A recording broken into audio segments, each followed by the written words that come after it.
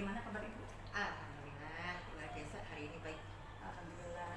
Sebelumnya saya ucapkan terima kasih Ibu atas waktunya, kesediaan Ibu pada hari ini untuk diwawancari oleh saya dalam rangka pemenuhan tugas calon guru penggerak angkatan 9, yaitu pada modul 3.1 mengenai pengambilan keputusan berbasis nilai-nilai kebajikan sebagai seorang pemimpin. Pasti di sekolah itu tidak semuanya berjalan mulus ya Ibu ya. Iya. Pasti ada kerikil-kerikil, permasalahan ataupun kasus yang memang membutuhkan keputusan yang tepat atau diambil oleh Ibu. Izin saya memberikan beberapa pertanyaan Ibu. Selama ini bagaimana Ibu dapat mengidentifikasi kasus-kasus yang merupakan dilema etika atau bujukan moral yang terjadi di SMP 15 ini? Iya, terima kasih untuk wawancara kita hari ini. Semoga lancar sampai selesai. Semoga bukannya juga lancar dalam CGP-nya. Untuk yang pertama, kita melihat banyak sekali wujukan untuk dilema etika moral, tidak hanya dari bentuk fisik, tapi juga banyak dari sosial media. Untuk ke siswa, untuk ke guru, karyawan dan lain sebagainya, itu sebetulnya banyak sekali godaan-godaan. Untuk mengidentifikasinya, kita lihat aja dari perilaku, apakah orang ini terpengaruh oleh bujukan-bujukan, atau istilahnya ikut nggak sih dia kepada kalau disebutnya permainan, atau dia disebutnya dengan perilaku bersama dengan teman-teman. Kita lihat dulu. Tapi yang berikutnya yang kita lihat, yang kita ambil kebijakan adalah bahwa ketika kita bertemu atau menghadapi, baik itu orang dewasa, dalam artian di sini adalah guru ataupun karyawan, maka kita setidaknya untuk menegur terlebih dahulu kenapa melakukan hal itu. Jadi yang pertama, kita mengidentifikasi itu berarti kita bukan mencari ya, tapi karena memang loh kok ini orang dewasa tapi mengapa melakukan hal yang seperti ini. Nah, berarti kan itu adalah salah satu yang udah menyimpang dari etika yang sebenarnya. Berarti kita pertama menegur dulu. Kalau memang harus kita panggil bicara dengan panjang, maka kita panggil untuk ke ruangan. Tapi ketika di situ kita cuma bilang, loh kok seperti ini ya, kalimat seperti itu aja sudah merupakan teguran gitu. Kalau ke siswa biasanya kita panggil dulu, halo nak, kenapa? Ya paling gitu. Kok kayak gitu? Paling gitu. Jadi mengidentifikasi itu dalam artian bukan kita mencari bahwa ini siapa aja sih melanggar, siapa aja sih yang mengikuti perilaku menyimpang, enggak. Tapi seketika kita ketemu, kita bisa juga langsung, loh kok kayak gini gitu. Dalam artian nggak sejalan dengan pola pikir kita, loh kenapa nih, ada apa nih ya, seperti itu gitu. Berarti melakukan pemanggilan broker yang bersangkutan mungkin Ibu, klarifikasi, konfirmasi, kemudian juga mungkin menanyakan kenapa yang bersangkutan berbuat seperti itu, kemudian mungkin ada pembinaan selanjutnya dari Iya, betul, harus seperti itu. Baik Ibu, selama ini bagaimana Ibu menjalankan pengambilan keputusan di sekolah 15 ini, terutama pada kasus-kasus di mana dua kepentingan yang sama benar Ibu, atau sama-sama mengandung nilai kebajikan? Saya melihat sisi prioritas, mana yang lebih harus saya prioritaskan. Dua-duanya baik untuk dilaksanakan, tapi kita memprioritaskan mana di antara dua itu yang paling baik, seperti itu. Kalau untuk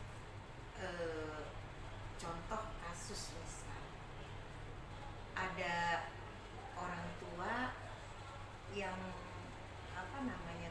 minta agar adalah keringanan atau ada apalah meminta di apa namanya? Apa sih namanya tuh? Nah, diberikan keringanan itu apa namanya tuh? Nah, kemudian tapi di satu sisi saya lihat bahwa kedua orang tuanya ini dua-duanya bekerja, tapi kan dia ternyata sudah bisa. Nah, tapi satu sisi lagi dia bilang yang sudah merasa nggak mampu lagi untuk pembayaran atau apapun lah, dari jenis apapun gitu. Contoh misalkan kayak seragam kah atau apa. Nah, di situ dua hal yang ingin saya kasih keringanan adalah yang mana? Dua-duanya baik. Yang satu sisi dia di dilema orang tua yang memang yang sudah terpisah, di satu sisi orang tua komplit tapi ekonominya kurang. Mana yang harus kita ambil terlebih dahulu? Nah, maka saya akan mengambil melihat dari celah. Walaupun orang tua ini udah divorce, udah tidak bersama, apakah masih bisa ada bantuan dari salah satu keluarga itu? Kalau yang ini jelas-jelas memang sudah tidak bisa untuk ada tambahan lagi walaupun dia bekerja ya. Maka saya akan mengambil keputusan memprioritaskan yang ini tadi, karena emang ini udah nggak bisa lagi. Tapi kalau yang tadi mungkin masih bisa dibantu oleh apakah ayahnya gitu. Tapi kita dengan cara pendekatan persuasif dulu, pelan-pelan bicaranya. Oke ibu, paling menabung dulu lah atau apa gitu. Seperti itu mungkin. Baik Ibu, berarti melihat skala prioritas ya Ibu. Ya, Dan juga otomatis itu ya, kalau saya perhatikan berarti ada menelaah terlebih dahulu ya Bu. Ya, latar belakangnya seperti apa nih gitu. Iya, bisa dilihat dari situ ya Bu. Ya. Jadi skala prioritas yang didulukan itu yang mana. Iya.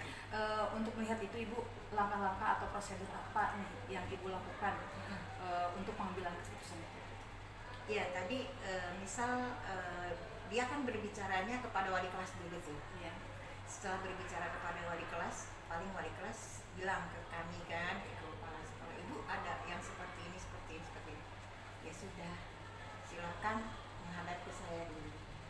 Tapi jangan dibarengin, jangan berbarengan dua orang tadi. Yang ini dulu, kemudian satu lagi, terserah yang manapun. Nanti kita lihat di situ sejauh mana yang memang betul-betul kurang mampunya siapa nih kira-kira.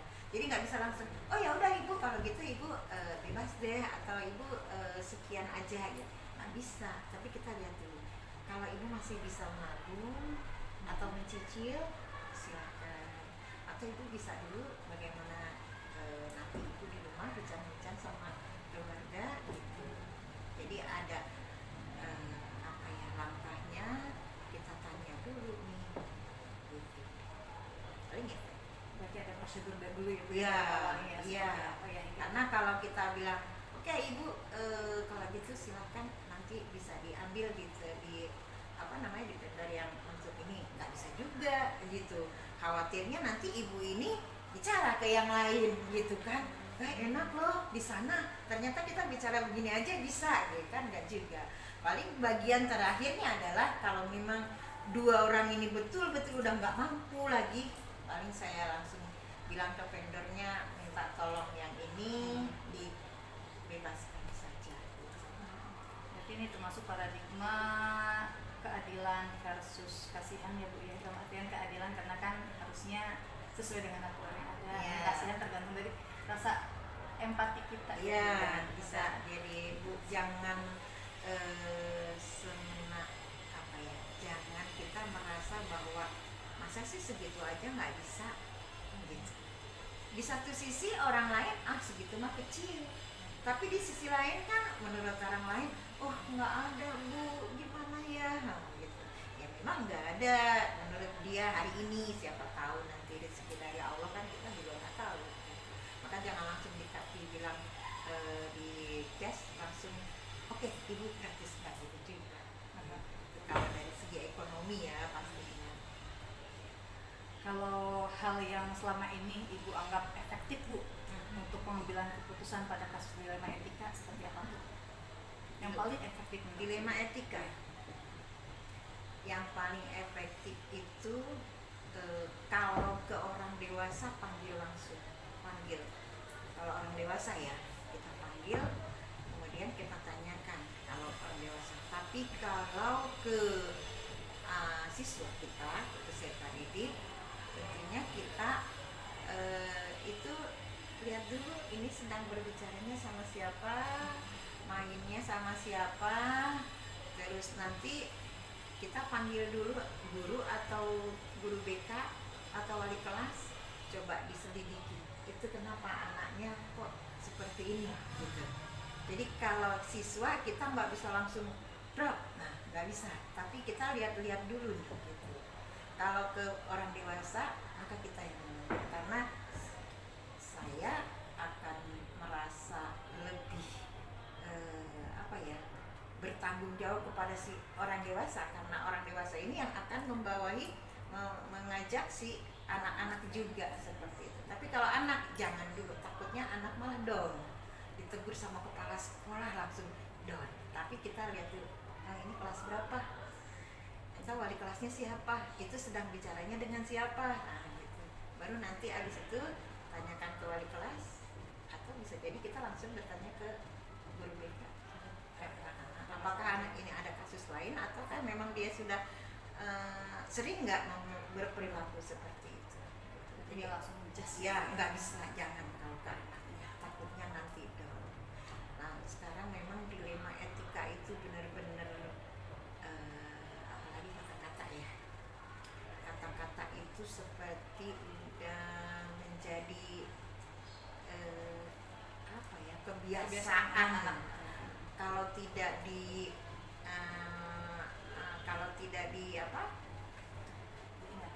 kalau nggak diingatkan, anak itu akan terus begitu lagi kata-kata memanggil temennya itu dengan kalimat-kalimat yang bukan semestinya, itu udah dilema etika itu.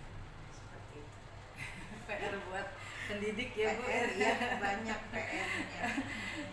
Baik Ibu, untuk hal lain nih Bu mengenai tantangan. Tantangan Ibu yang paling menantang pada saat Ibu pengambilan keputusan mengenai kasus dilema etika itu seperti apa Ibu?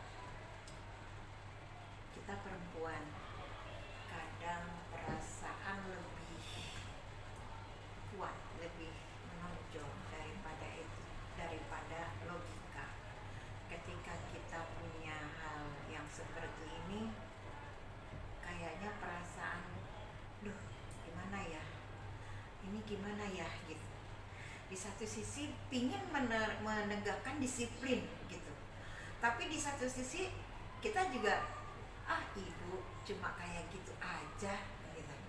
Jadi mikir lagi, kalau saya sekarang seperti ini melakukan yang tegas, yang disiplin, nanti dia akan bisa jadi kalau ini ya dia nggak suka atau apa, maka dia akan bicara ke teman-temannya yang lain. Tahu nggak, cuma masalah kayak gini aja ibu sampai gini nih. Nah itu udah satu tindakan yang saya ambil ternyata nggak disukai sama orang tersebut, berarti itu sebuah tantangan terberat buat saya. Jadi paling enggak ya tadi ya, kita panggil dulu face to face, dari hati ke hati dulu, maunya apa, paling gitu. Jadi supaya enggak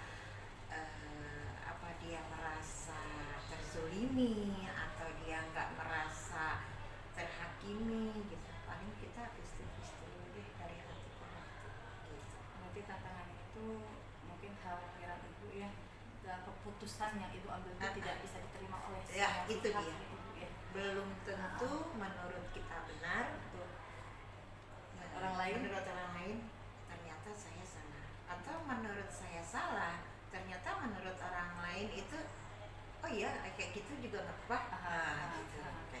Iya betul Ibu ya. Kemudian Ibu, kalau Ibu dalam membuat suatu keputusan itu Ibu mempunyai jadwal tersendiri, ataukah Ibu tipikal orang yang kalau ada permasalahan langsung ada keputusan yang Ibu berikan? Seperti apa Ibu prosedurnya?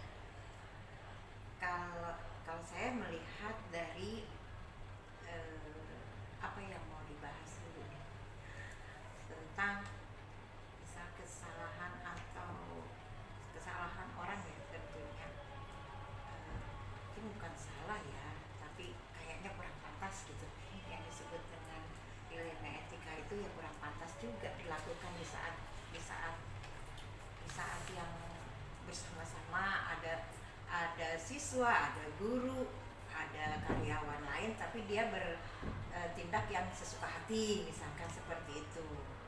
Berarti kalau ketika saya lihat, oh itu ternyata hanya teman-teman, kalau orang dewasa, langsung ikut dicandain dulu. Tapi candaan itu sebetulnya adalah teguran dari saya. Kalau kalau dia terima dan dia merasa, oh iya, seketika itu juga dia akan berubah. Dan saya rasa itu lebih mengena. Jadi sambil sambil dicandain juga. Tapi di satu sisi saya sudah punya di dalam pikiran kita atau di dalam hati kita udah tahu, ternyata udah ada catatan. Oh, si A ternyata seperti ini. Satu kali kita ketemu dia melakukan hal itu, kita tegur secara main atau secara sambil bercanda, dia nerima, besoknya dia ada perubahan. Oh, berarti mengena lebih. Tapi kalau sekali kita tegur sambil bercanda, ternyata dia besoknya masih melakukan hal itu, catatan kita kayaknya ini harus kita panggil. Jadi kalau ditanya apakah saya harus punya jadwalnya, saya nggak juga harus menjadwalkan, karena lebih tepatnya mana nih, kayak gimana nih, harus apa. Kalau dijadwalkan, kalau dia lagi ada, kalau nggak ada, paling saya punya catatan tersendiri. Nanti ada perilaku orang ini seperti apa. Seketika dia masih melakukan lagi, baru saya panggil, tolong deh. Yang pertama kan udah nih, sekarang yang kedua masih kasus yang sama, silakan ditandatangani. Mengakui enggak? Kalau dia mengakui, tanda tangani. Sekarang kita mau tindak lanjutnya apa? Apa mau kayak gimana? Atau ibu maunya yang seperti apa? Gitu. Paling begitu kalau saya. Berarti tergantung dari permasalahan ya. Iya, kalau hanya permasalahan yang enteng-enteng bisa sambil bercanda, tapi kalau memang itu kasusnya udah berat, mau nggak mau, dan harus hanya berdua, nggak boleh ada orang lain lagi yang tahu, lebih baik saya panggilan dan usahakan pemanggilan itu tidak diketahui yang lain, gitu. Panggil aja. Itu saya cara telepon by phone, Pak, ke ruangan saya dong, gitu. Dia kan tiba-tiba langsung datang, padahal kita mau bahas yang ini nih, gitu, yang kemarin nih, gitu. Tapi kan dia, ya ibu ada apa bu, duduk dulu, paling gitu. Iya Pak, paling seperti itu. Kita ada pendekatan dulu. Iya, langsung. Iya, Itu konfirmasi permasalahannya seperti apa. Baik ibu, adakah ibu dalam pengambilan keputusan itu ada seseorang atau faktor-faktor yang mempermudah ibu dalam melakukan pengambilan keputusan kasus dilema etika ibu? Ya, kalau untuk siswa tadi saya bilang dilema etika untuk siswa saya langsung ke wali kelas atau ke guru BK. Ya. Yang lebih mudah lagi kalau sedang bisa jadi sedang upacara, di saat saya menjadi pembina upacara, malah lebih umum kepada seluruh siswa. Berarti bukan hanya terpaku pada 1-2 siswa, tapi justru menyeluruh. Khawatirnya 1-2 yang kita temui begini, padahal secara tidak kita dengar, secara kasat mata di luaran anak-anak juga memang mempunyai dilema etika yang terutama tanda petik ya, panggilan-panggilan kepada teman, kata-kata yang kasar itu. Kalau saya bilangnya usahakanlah memanusiakan manusia gitu. Iya. Berarti melalui mungkin wali kelas yang dapat membantu. Betul. Untuk mempermudah paling tepatnya adalah wali kelas dan guru BK. Kalau ke siswa. Tapi kalau kepada orang dewasa dalam artian di sini baik guru, karyawan dan lain sebagainya, nomor 1 kita menghubungi paling enggak humas sudah humas juga ternyata kurang, maka kita jeli melihat orang ini lebih dekat ke teman siapa. Kalau kita sudah tahu temannya si A, oh dia berteman hanya dengan ini, nah, baru kita bisa minta bantuan ke teman dekatnya gitu. Karena kalau saya rasa setiap kita pasti punya orang yang bisa kita ajak tukar pikiran, bisa kita ajak apa ya namanya, ya kalau dibilangin curhat mungkin curhat, oh ternyata anak ini kita bisa minta bantuan kepada beliau. Soalnya kalau saya perhatikan kan ibu sangat memprioritaskan demokrasi, dalam artian waktu kenaikan kelas aja dalam rapat kan ada siswa yang bermasalah, ibu akhirnya memberikan mempur ke teman-teman di anggota rapat, kemudian keputusan bersamanya seperti apa mengenai dilema etika yang dialami oleh siswa tersebut. Ya, dilema etika itu bukan hanya kata-kata anak itu, kadang kehadiran anak yang gini, ada anak yang pinter tapi kadang nyeleneh gitu loh.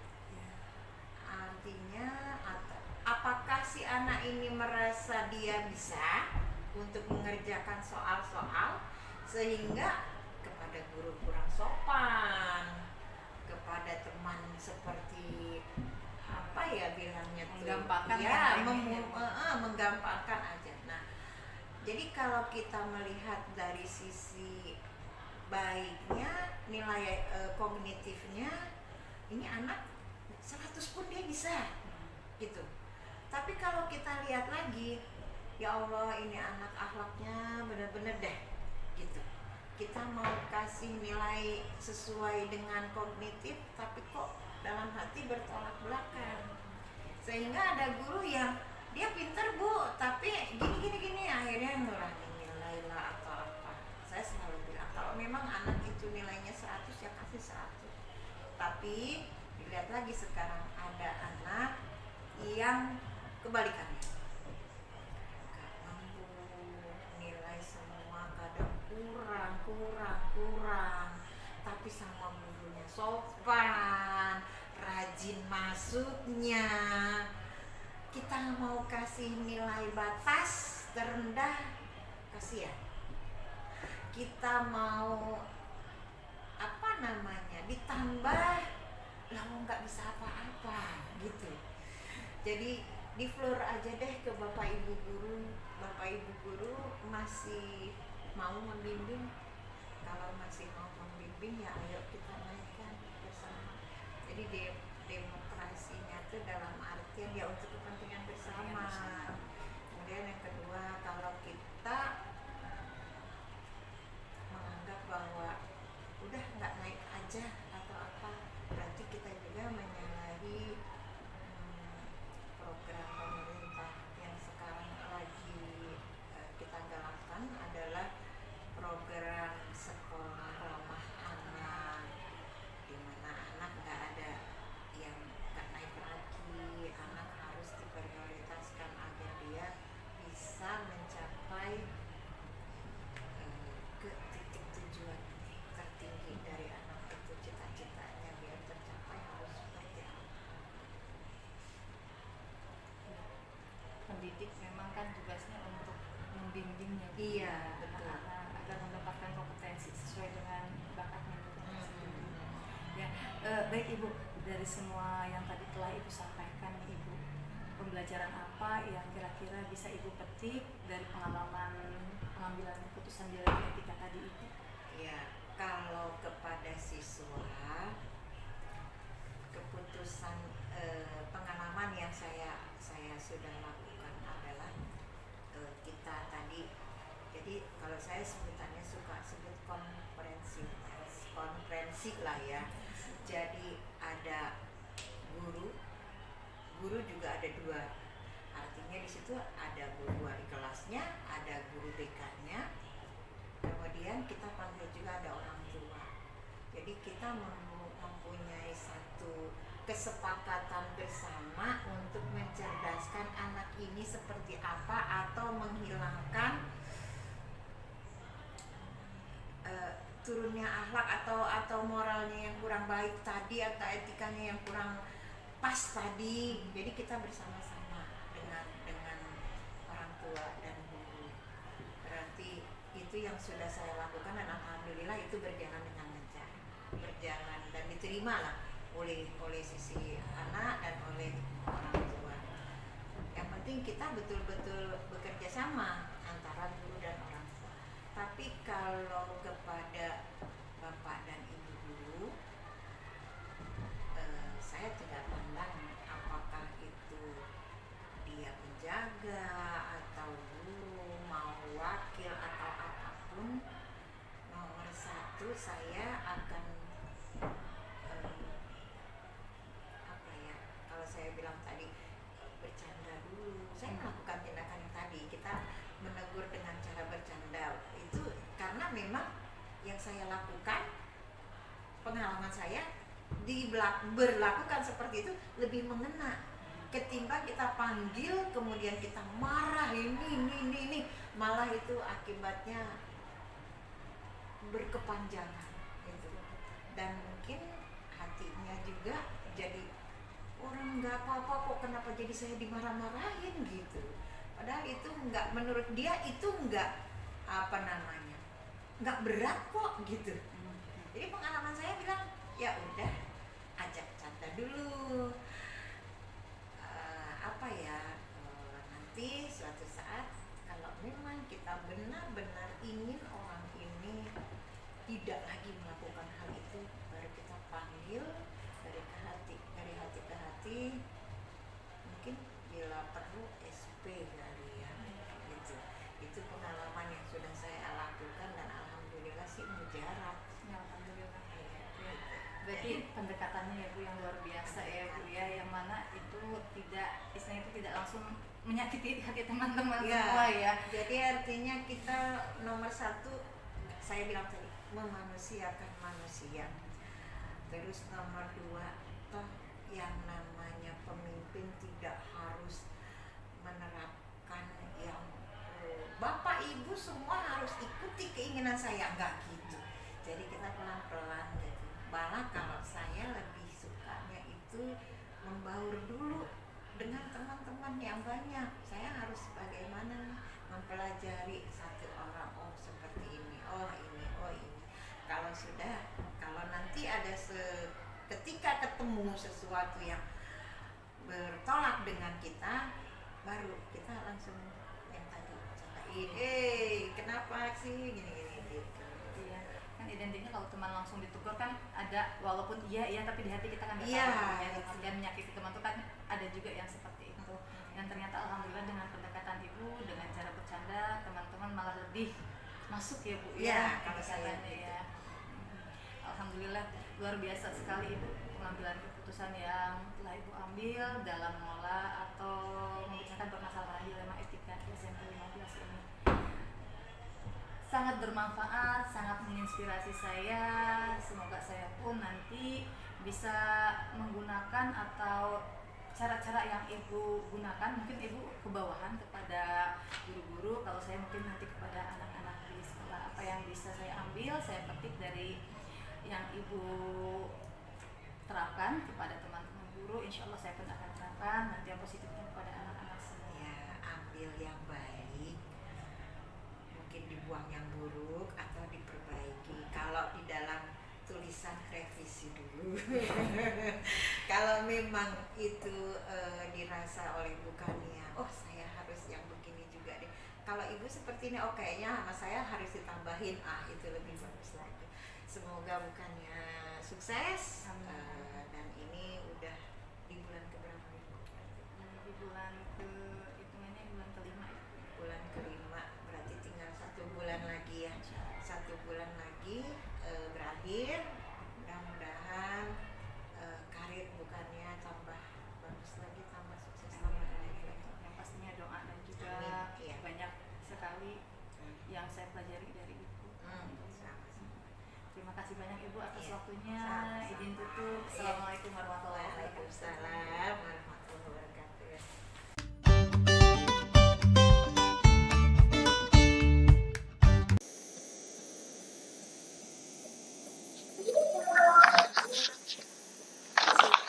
Bismillahirrahmanirrahim. Assalamualaikum Bu Endang.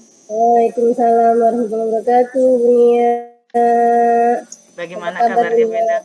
Oh, alhamdulillah. Sehat Bu Endang sendiri gimana kabarnya? Alhamdulillah masih pilek nih, awet. Ya Allah, kecapean ya Bu Hujanan. Endang ya.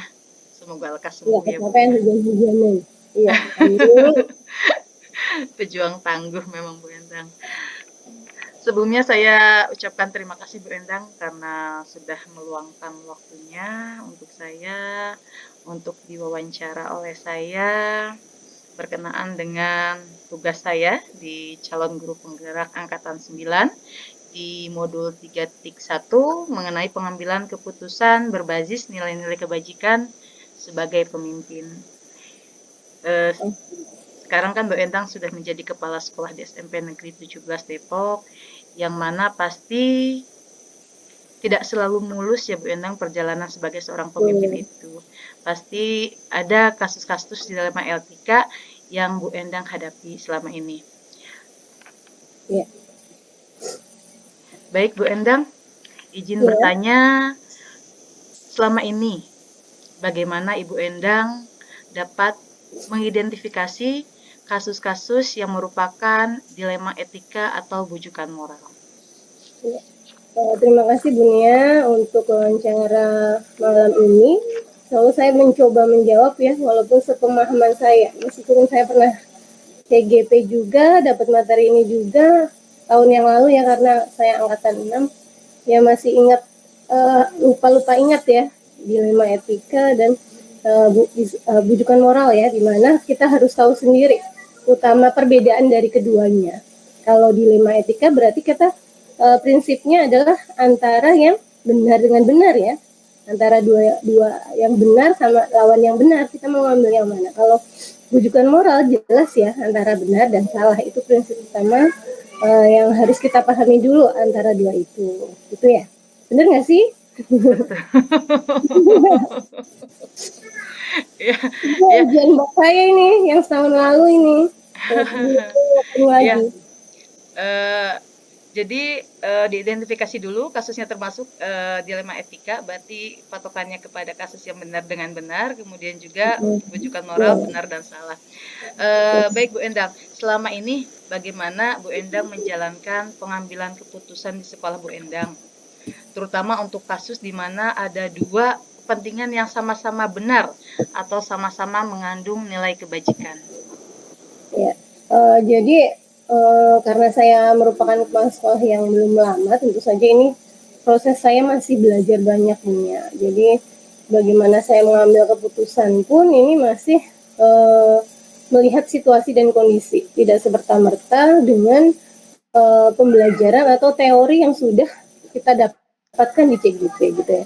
Tapi sejatinya semuanya itu berdasarkan prinsip gitu ya, kebenaran itu, di mana pengambilan keputusan di lingkungan sekolah ini pasti melibatkan banyak orang, dari staf, guru, siswa, komite ya, pengawas gitu ya. Jadi umumnya pengambilan keputusan di sekolah ini banyak melibatkan pihak dan prosesnya harus secara demokratis dengan banyak pertimbangan ya, keseimbangan dengan berbagai kepentingan. Apalagi sekarang yang saya hadapi itu perpisahan, jadi banyak kebetulan saya baru, kemudian ternyata ada masalah tuh sebelumnya di perpisahan, mau ngadain atau tidak. Ini termasuk salah satu dilema ya yang saya alami sekarang. Dan dalam situasi ini di mana ada kepentingan yang sama-sama benar tentunya dan mengandung nilai kebajikan. Jadi bagaimana kita bisa mengambil keputusan itu dengan langkah-langkah, bagaimana kita mulai menganalisis ya permasalahannya, nilainya, kemudian meminta partisipasi aktif dari semua pihak ya, pihak-pihak yang terkait, memberikan banyak pertimbangan terutama pada guru-guru yang lama, kemudian wakil-wakil gitu ya. Kemudian kita mempertimbangkan dampak jangka panjang yang kalau kita memutuskan A, dampaknya apa, kalau yang B apa gitu ya. Kemudian pertimbangan alternatifnya, dan harus dengan standar dan langkah yang sesuai tentu saja. Jadi dalam setiap sekolah pasti punya aturan tersendiri. Walaupun aturan pasti itu semuanya sama ya, tapi ada visi yang harus kita terapkan dan itu setiap sekolah ada yang berbeda-beda. Jadi kita harus dapat mengolah dan bisa menyesuaikan dengan kondisi di sekolah tersebut dengan nilai yang dianut dalam institusi pendidikan yang ada di sekolah saya terutama gitu. Ya, menarik sekali ya Bu Endang. Berarti mengedepankan demokrasi ya Bu ya. Jadi tidak hanya mengambil keputusan sendiri, tetapi melibatkan banyak orang karena ini juga untuk kepentingan bersama. Ya. Kemudian juga kalau saya tadi mendengar tergantung dari sekolahnya. Nih, berarti kan setiap sekolah memang berbeda karena visi dan misinya pun berbeda. Langkah atau prosedur seperti apa yang biasa Bu Endang lakukan dengan perbedaan seperti itu, Bu Endang? Ya, jadi langkah prosedur yang saya lakukan tentu saja kita harus melihat dulu ya apa yang bisa kita lakukan, terutama nilai-nilai ya, prinsip yang mendasari permasalahan atau kepentingan apa di dalam kita mengambil keputusan itu tentang masalah yang terjadi, kemudian nilai, kemudian kita harus cermat dan harus hati-hati ya karena pasti ini menyangkut nama baik orang yang bersangkutan juga juga tentang nama baik kita. Jadi juga mempertimbangkan dampaknya itu pasti ya dampaknya, kemudian kita bisa evaluasi kira-kira jangka pendeknya efeknya apa ya kalau misalnya kayak tadi ya perpisahan kalau nggak diadakan anak-anak gimana, kalau diadakan gimana, kemudian pihak gurunya gimana karena permasalahan yang terjadi misalnya gitu ya, kemudian melibatkan semua pihak tadi ya langkahnya. Jadi kita melibatkan semua pihak yang berpengaruh mengambil keputusan dalam hal tersebut, kemudian menerima masukan apa yang bisa diberikan orang-orang tersebut ya dari pihak-pihak tersebut, kemudian menggali apa aja sih kemungkinan yang bisa terjadi, kemudian menggali juga peluang untuk mencapai kompromi yang bisa kita mungkin bisa terjadi kesepakatan kemungkinan kompromi, kemudian kita pastikan keputusan itu diambil itu sesuai aturannya, jangan sampai keputusan yang kita buat enak buat bareng-bareng tapi nggak sesuai dengan aturan yang ada gitu. Kemudian mengkomunikasikan, jelas itu harus kita komunikasikan dengan semua pihak secara baik, secara transparan ya. Jadi pihak-pihak terkait tidak saling menaruh curiga atau saling berprasangka itu ya sebisa mungkin. Kemudian bisa mengevaluasi apa yang kita lakukan ini, misalnya sudah mencapai keputusan, kita sampaikan evaluasinya apa nih gitu.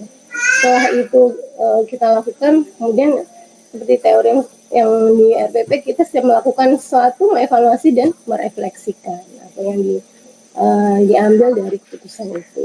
Berarti sudah sesuai dengan langkah-langkah ini ya Bu ya untuk pengambilan keputusan ya. Jadi memang dilihat dulu permasalahannya, kemudian harus mencermati dan memperhatikan dampak ke depannya.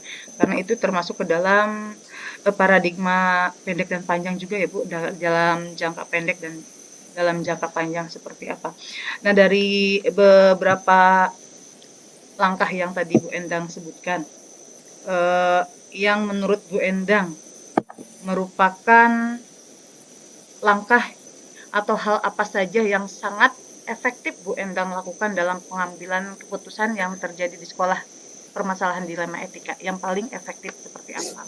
Ya, jadi penting ya untuk kita catat bersama dalam pengambilan keputusan ini, terutama dalam dilema etika seringkali melibatkan beberapa kombinasi langkah ya dan pendekatan yang efektif, sehingga bervariasi dan ini kompleks ya, tentu saja kompleks dengan berbagai kasus tertentu ya, dan tentu saja langkah yang utama kita harus mempertimbangkan nilai dan prinsip.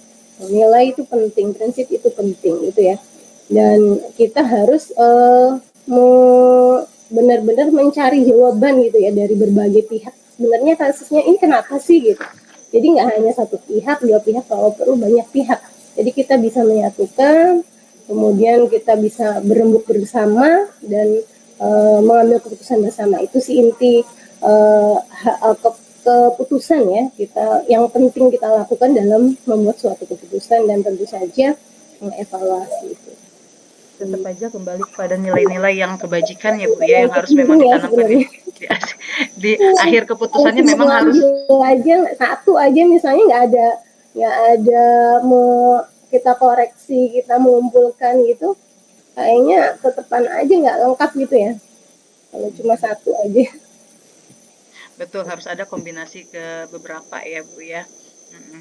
Ya. Baik Bu Endang, dalam menghadapi dilema etika pasti Bu Endang pernah mengalami tantangan. Kira-kira selama ini apa saja yang sudah Bu Endang rasakan sebagai tantangan Bu Endang dalam menghadapi dilema etika atau permasalahan di sekolah yang Bu Endang pimpin sekarang ini? Ya, tantangan tentu saja luar biasa ya. Apalagi sebagai kepala sekolah baru, tentu ini merupakan tantangan besar ya. Ketika ada kasus-kasus yang sebelumnya belum pernah saya hadapi dan harus saya hadapi. Kemudian ketika kita CGP seorang yang baru, masih muda, kemudian jadi kepala sekolah dengan prosedur yang berbeda dari kepala sekolah sebelumnya, ini merupakan uh, suatu tantangan yang terjadi ya di kehidupan, benar-benar terjadi di kehidupan saya gitu ya. Jadi konflik prinsip gitu benar-benar kita terapkan gitu, walaupun mungkin orang bertanya, oh bisa ya ini jadi kepala sekolah gitu kan, masih muda dan pengalaman belum belum ada, dan banyak yang meragukan apakah bisa kalau secara teori kita sudah dapat materi teori gitu ya tentang kepemimpinan melalui CGP, tapi aplikasi yang sebenarnya atau banyak kepala sekolah berbeda, dan itu saya rasakan pasti ya akan berbeda antara teori dan kenyataan yang akan kita hadapi. Tapi saya berupaya dengan kemampuan yang saya miliki, nilai yang saya pelajari, materi yang saya pelajari tentang kepemimpinan di GP dulu gitu ya, berharap ini menjadi hal yang bisa mewujudkan ya, nggak cuma materi aja, nggak cuma teori aja, tapi bisa menerapkan dalam kehidupan nyata bahwa kita pun bisa menyelesaikan segala permasalahan yang ada ya, konflik dan prinsip.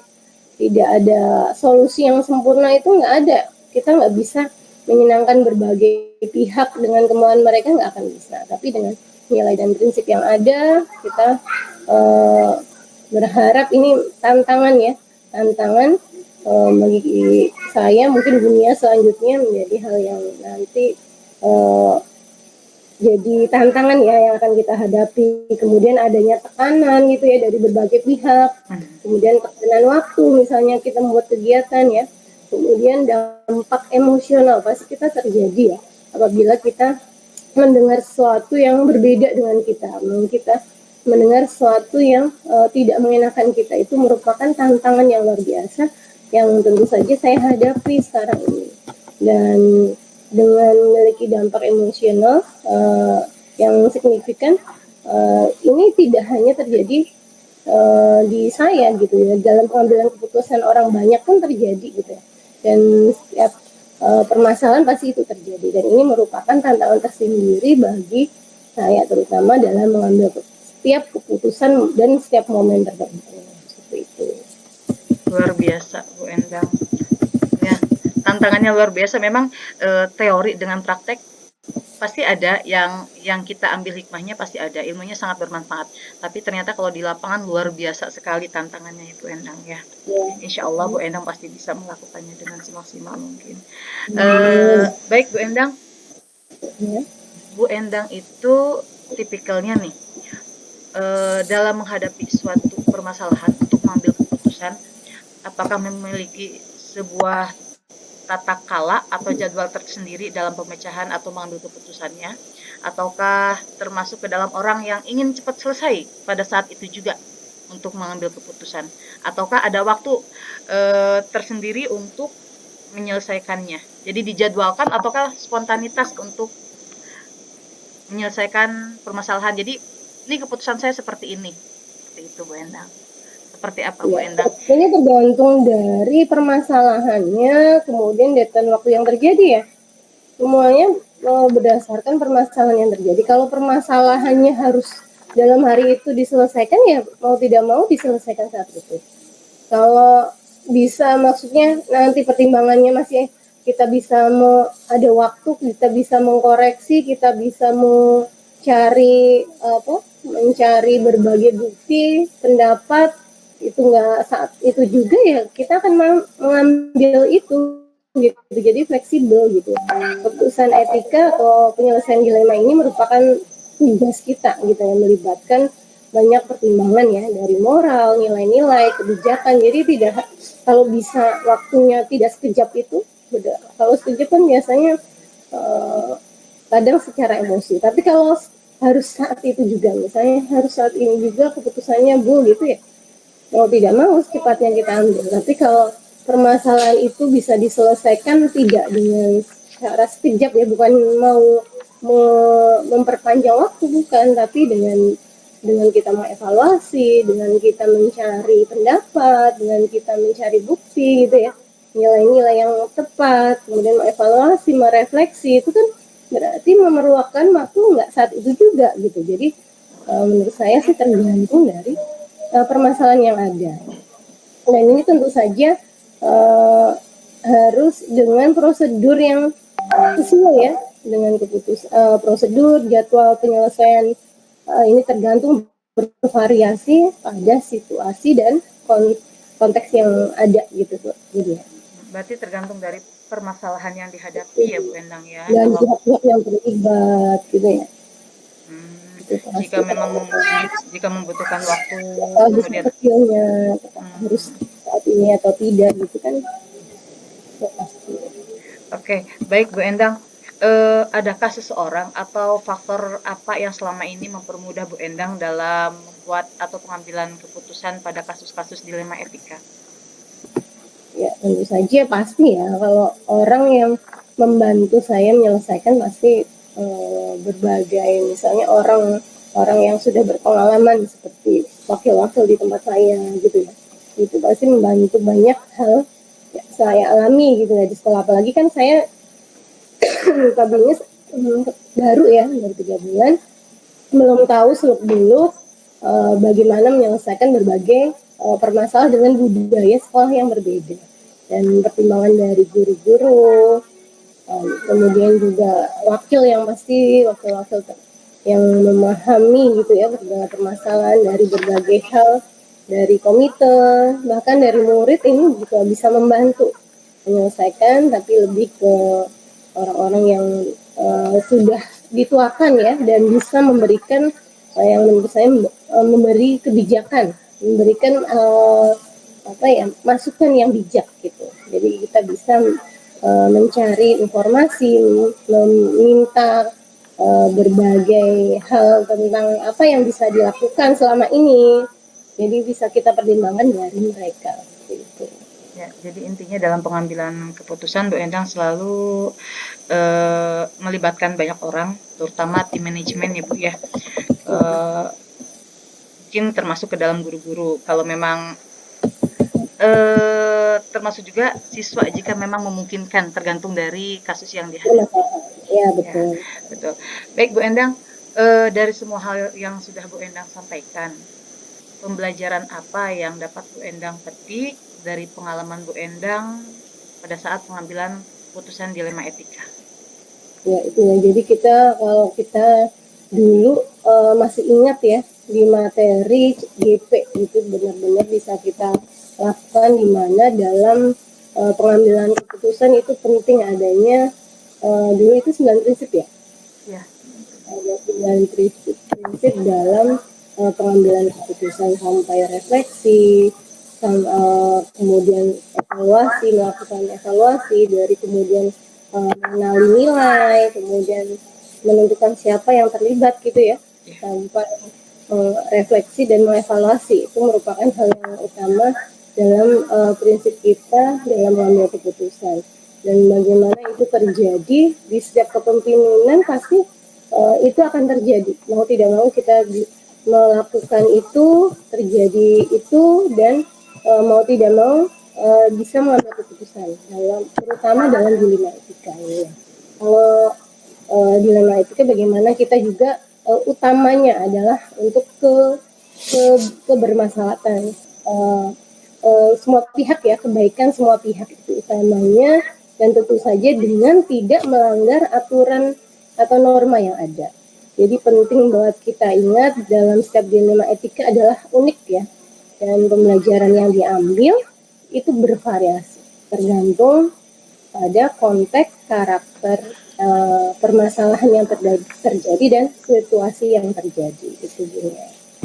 Baik, Bu Endang, berarti setiap membuat keputusan, Bu Endang selalu merefleksikan dan membuat evaluasi, kemudian juga keputusan diambil semaksimal mungkin untuk kebermaslahatan semua pihak, ya, tapi tetap tanpa melanggar peraturan yang berlaku.